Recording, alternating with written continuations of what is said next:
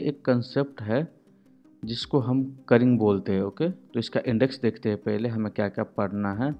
तो first things है what is currying, दूसरा है arrow functions and closure sections, what is the practical way of currying, like कहाँ पर हम उसको यूज कर सकते हैं, एंड रिलेटेड क्वेश्चंस। ओके, तो मूव होते हैं आगे एंड देखते हैं व्हाट इज करिंग। ओके, तो currying is a supported by the many programming language, like ये बहुत सारा डिफरेंट टाइप को प्रोग्रामिंग लैंग्वेज में सपोर्ट करता है। ये क्या है ना, एक कंसेप्ट है जो एक बार में एक ही पैरामीटर्स लेता है, मल्टीपल आर्गूमेंट नहीं लेता, एक बार में एक ही आर्गूमेंट लेगा और उसको कैलकुलेट करके वो हमें रिटर्न करेगा।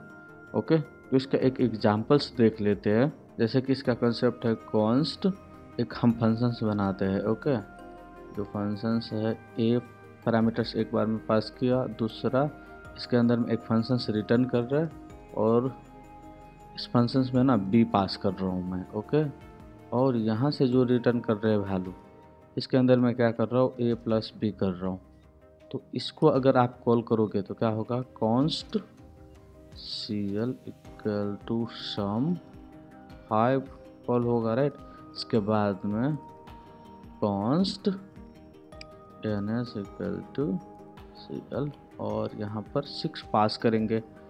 तो ये सेकंड पैरामीटर्स पास किया। ओके, यहाँ पर जो सेकंड पैरामीटर्स है इसी चीज़ को ना ANS को ना हम कंसोल करते हैं, console.log और ANS। तो इस केस में इसका आउटपुट अगर देखोगे ना, फंक्शन को हम रन करते हैं तो 11 है, राइट, 11 है इसका आउटपुट।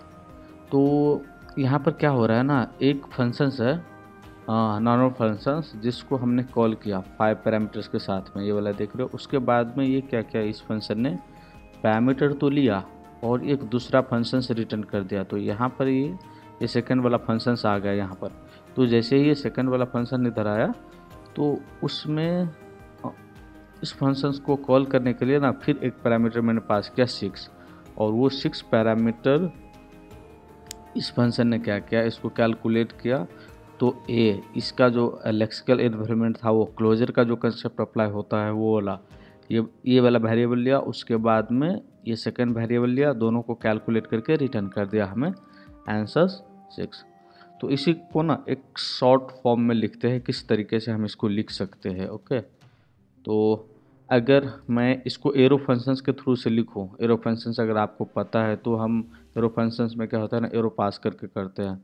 तो इस फंक्शंस के अगर एरो फंक्शंस के थ्रू से लिखूं तो ऐसा हो जाएगा, ये भी ऐसा छोटा हो जाएगा इस तरीके से, राइट, ये देख रहे हो। और ये सारा चीज़ सही है। तो इसको ना और छोटा करते हैं इन द सेंस लाइक हम ये रिटर्न स्टेटमेंट भी हटा देंगे। एक ही स्टेटमेंट है ना, तो हम क्या करते हैं ना, ये रिटर्न स्टेटमेंट और कर्ली ब्रैकेट्स दोनों हटा देते हैं। और यहाँ पर भी सेम केसेस है, तो इसको भी हटा देते हैं। और नीचे से ये जो है 2, इसका कोई यूजेज ही नहीं। तो अभी भी कॉल करूँगा ना तो देखो सेम आउटपुट है। क्या हो रहा है, एक फंक्शन है उसके अंदर में दूसरा इतना स्टेटमेंट रिटर्न हो रहा है, और जो दूसरा फंक्शन है उसमें a प्लस बी कैलकुलेट करके रिटर्न हो रहा है। तो इसी को हम करिंग बोलते हैं। अगर एक ही आर्गूमेंट है तो उस केस में हम इस तरीके से भी पास कर सकते हैं। बहुत ही शॉर्ट वर्ड हो जाता है कि ये 2 फंक्शंस पास कर रहे हैं, राइट। और यहाँ पर जो कॉल कर रहे हैं ना, इसको भी यहाँ पर इस तरीके से कॉल करने की कोई ज़रूरत नहीं है। इस तरीके से यहाँ पर डायरेक्ट ऊपर में डाल देंगे और इसको आंसर्स वेरिएबल बना देते हैं। तो यहाँ पर देखो इसका कंसेप्ट सेम आउटपुट है, कुछ भी चेंजेस नहीं है, सेम फंक्शंस को लिखने का एक शॉर्ट वे है। ओके, तो एक ना प्रैक्टिकल यूज केसेस देख लेते हैं, क्या होता है करिंग का प्रैक्टिकल यूजेस। ओके, तो एक फंक्शंस बनाते हैं जो कॉन्स्ट प्राइस कैलकुलेट करेगा। तो प्राइस वाला फंक्शंस कॉल होगा और इसके अंदर में समझो कि 300 प्राइस है, मेरा प्रोडक्ट का प्राइस ना सेम ही रहेगा। ओके, एवरी टाइम सेम रहेगा, बस इस पर ना डिफरेंट टाइप का डिस्काउंट रेट अप्लाई होगा।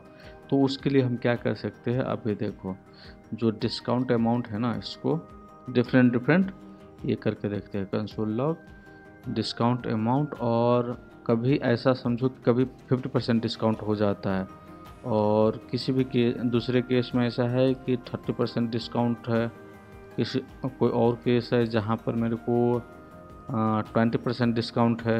ओके, तो ये देख रहे हो, मैं एक प्राइस एक बार ही सेट किया, ओके, और इसमें ना मल्टीपल टाइम्स डिफरेंट टाइप का डिस्काउंट सेट कर रहा हूँ।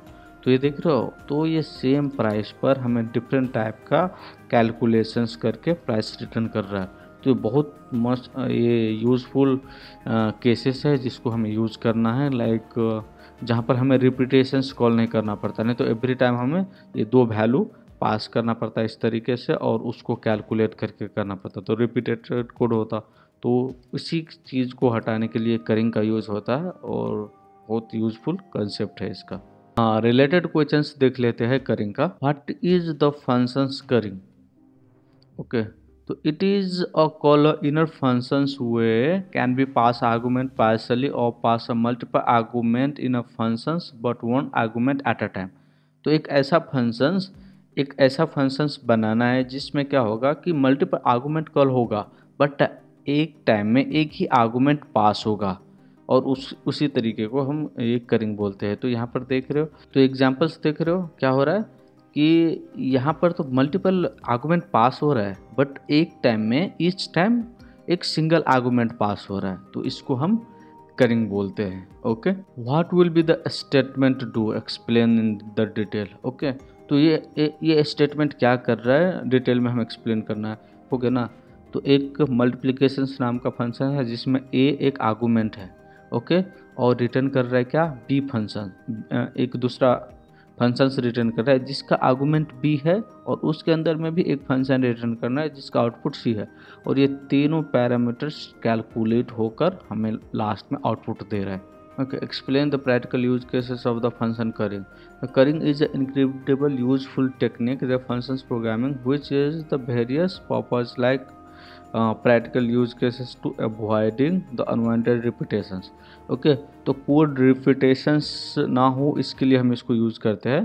तो मैं इसका ना एक एग्जाम्पल्स दिखा देता हूँ। तो ये एग्जाम्पल्स देख रहे हो क्या है ना, एक बार ही हमने यहाँ पर प्राइस सेट किया है और मल्टीपल टाइम इसको बस डिस्काउंट वैल्यू देकर इसको कैलकुलेट कर रहे हैं। तो ये इसका एक प्रैक्टिकल यूज केसेस है, और ये बहुत ही डिफरेंट वे से वर्क होता है।